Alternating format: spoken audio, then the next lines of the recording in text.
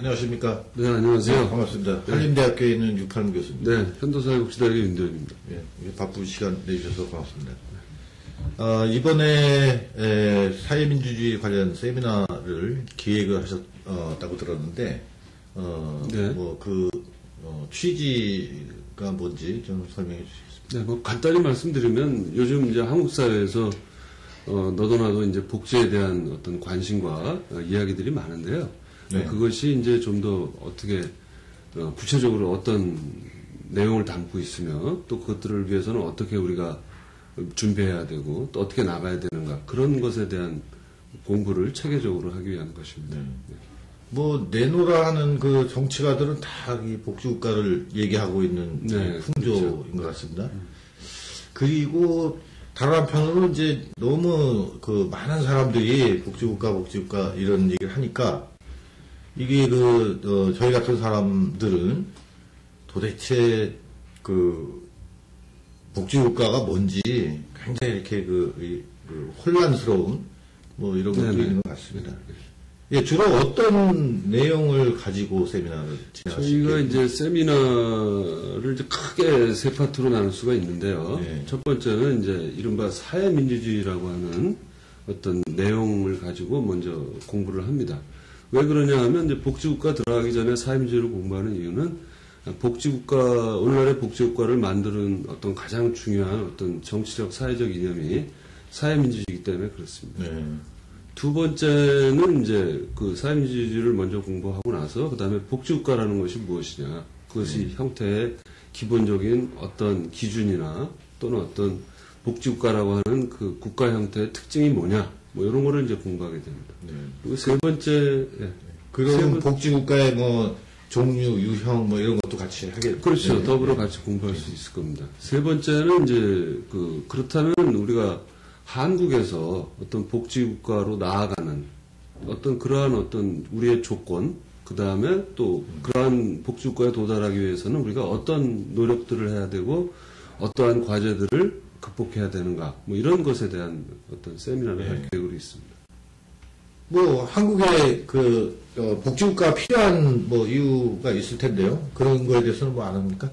한국의 복지국가가 필요한 이유는 이제 아까 말씀드렸듯이 세 번째 파트에서 저희가 한국의 복지국가 또 한국 사회 현실에 대한 진단들이 당연히 또 나오게 됩니다. 그래서 그 부분에 대해서 얘기가 될 겁니다. 그리고 북유럽 복지국가 모델에 대해서 또 공부하는 파트가 있다고 들었는데요. 네네. 꼭 북유럽에 이렇게 집중을 하는 겁니까? 어떻게 됩니까? 아무래도 이제 북유럽 복지국가를 저희가 지금 이제 관심 있게 살펴볼 텐데요. 그것은 왜냐하면 복지국가라 그래도 다 똑같은 복지국가가 아니라 사실은 어떤 좀 덜 발달한 복지국가가 있고 상당히 발달한 복지국가가 있는데 북유럽 복지국가가 바로 가장 발달한 복지국가이기 때문에 그렇습니다. 그런데 사실 이제 우리나라를 복지국가라고 하는 사람들도 많이 있거든요. 네. 근데 그렇게 하면은 북유럽하고 우리나라를 대충 이렇게 비교를 한다든지 아니면 한국이 도대체 복지국가라고 보시는지 제가 보기에는 많은 사람들은 의문을 많이 가지고 있는 것 같은데 그 좀 설명을 좀 해주시죠. 북유럽 복지국가하고 우리나라 복지국가하고는 이제 아직 큰 차이가 있다라고 볼 수 있고요. 첫째는 이제 아까 말씀하셨듯이 한국이 과연 복지국가냐, 논란의 여전히 있을 수 있습니다. 근데 다만 어떤 이제 기초적인 어떤 복지국가의 기본적인 형태 몇 가지를 한국이 지난 10몇 년간 또는 최근에 어떤 많은 것들을 좀 개선해 왔기 때문에 어떻게 보면 어떤 최소한의 복지국가라고는 할 수 있을 것 같습니다. 제 생각에. 최소한의. 한국의 현실 중에 어떤 것들이 좀 심각한 문제라고 생각합니까? 바꿔서 얘기하면은 꼭 복지국가를 가야 되는 이유. 이게 한 세 가지만 드신다면 어떤 걸 드시겠습니까? 복지국가를 가야 되는 이유요? 복잡하게 생각할 거 없이. 복지국가는 복지국가인데.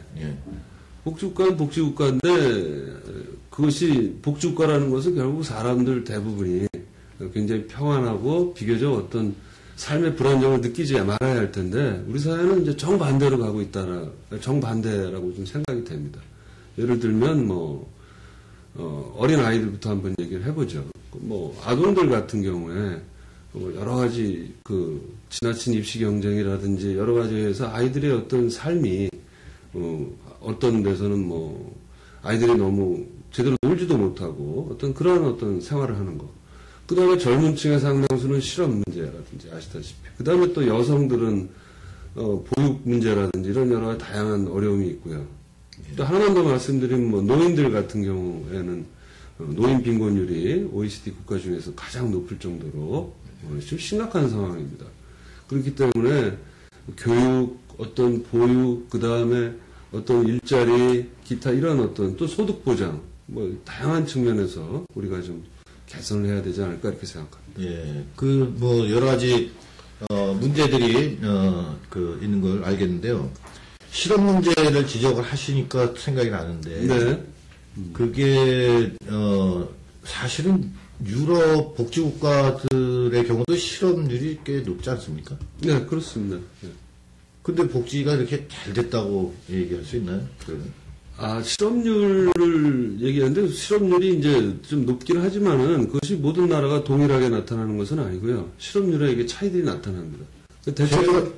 제가 듣기로는 대개 EU 국가들 같은 경우는 10% 넘는 걸로 알고 있는데 10% 우리나라는 어느 정도 되죠? 저희 나라는 제가 알기로는 한 3, 4% 정도로 알고 있는데요. 그것이 첫째는 이제 여기서 자세히 말씀드리면 실업률에 대한 어떤 집계하는 방식이 다르고요.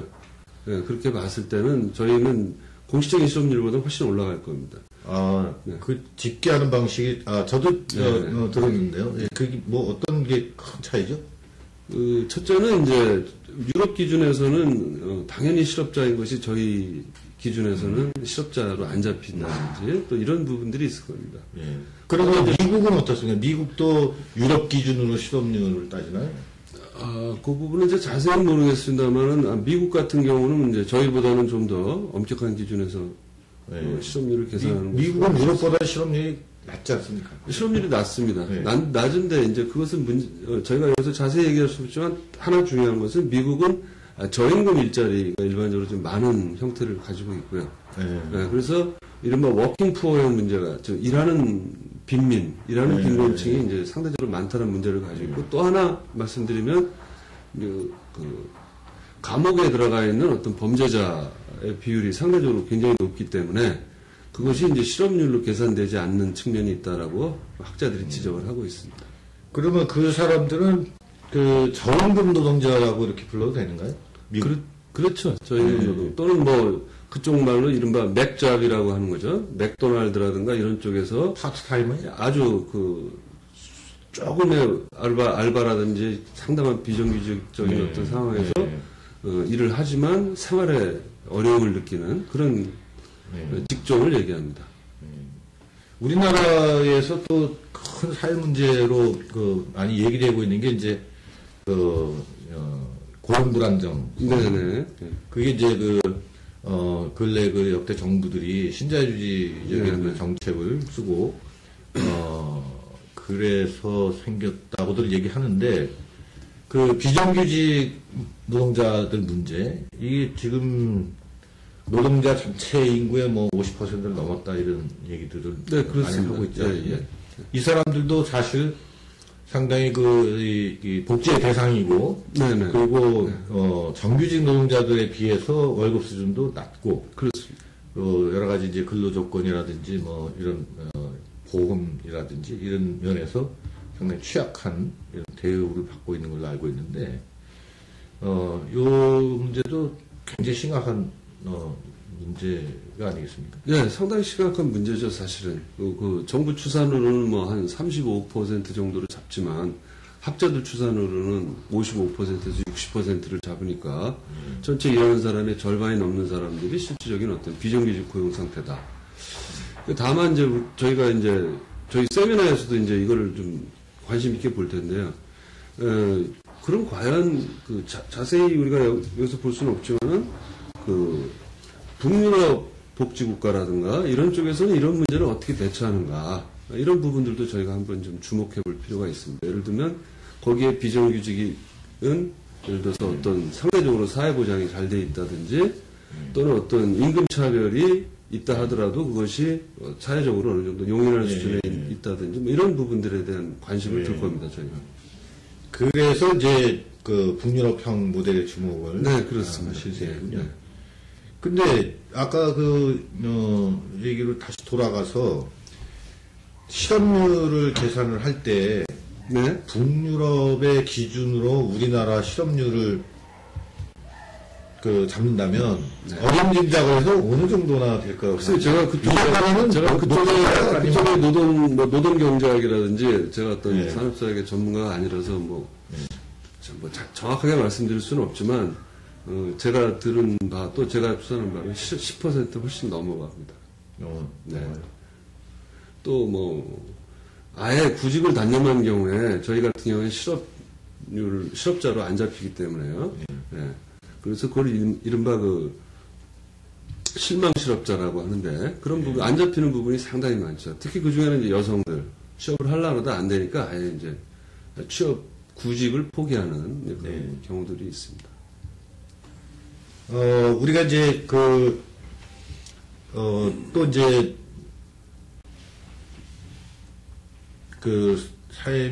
민주주의적인 복지국가를 간다고 할 때 과연 한국에서 이게 가능성이 좀 어느 정도 있어 보입니까? 그걸 가능하게 하려면 어떤 조건이 있어야 된다고 생각합니까? 그 마지막 세 번째 이 세미나 주제에 있다고 하셨는데.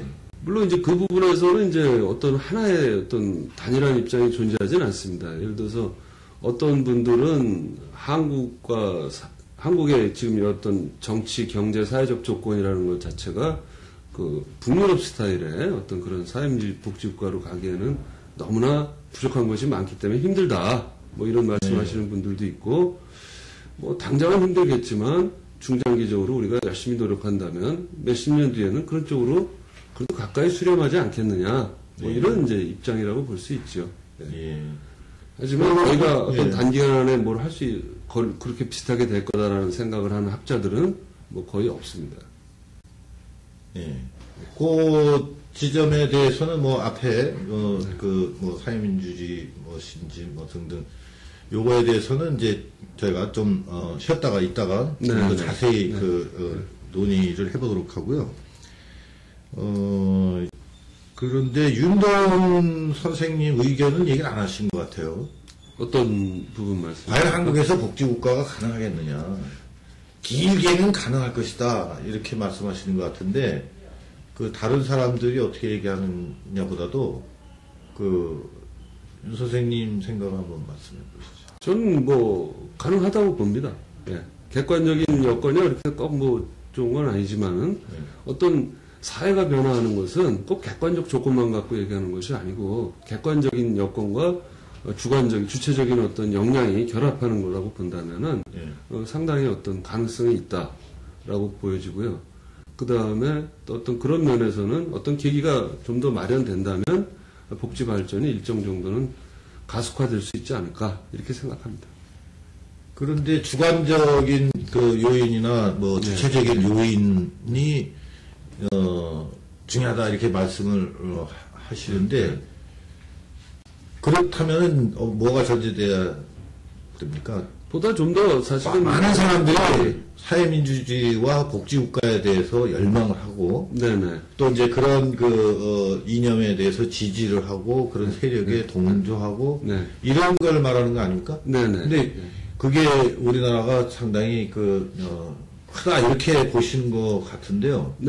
그렇습니까? 그 열망이 상당히 크지요. 하지만 또 다른 한편으로 어떤 열망은 크지만 거기에 따른 의무나 노력 같은 걸 안 하는 측면이 물론 있습니다. 그래서 하지만 그것을 어떻게 하면 어떻게 유기적으로 결합시키느냐 이런 것이 중요하다고 생각합니다. 네, 알겠습니다. 그러면 보다 자세한 토론은 잠시 후에 계속하도록 하겠습니다.